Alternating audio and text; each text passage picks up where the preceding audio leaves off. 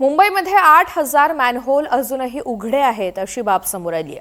8,000 मॅनहोलवरती संरक्षण जाळ्या बसवण्याचं काम अजूनही प्रलंबित आहे।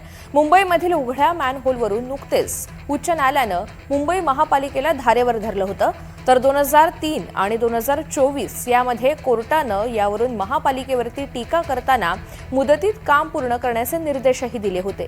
तसंच मजबूत संरक्षण जाळ्या बसवण्यास हायकोर्टानं महापालिकेला सूचना देखील केल्यात। मात्र अजूनही संरक्षण जाळ्या बसवल्या नसल्याची बाब समोर आली आहे। मुंबईच्या कचऱ्यावरून उच्च न्यायालयानं ताशेरे ओढलेले आहेत। कुठेही कचरा टाकणाऱ्यांवरती कठोर कारवाई करा, मुंबई उच्च न्यायालयानं असे निर्देशच महापालिकेला दिलेले आहेत। पालिका अधिकाऱ्यांनी सुद्धा या प्रश्नाला गांभीर्यानं घेणं गरजेचं आहे असं निरीक्षण उच्च न्यायालयानं नोंदवलंय।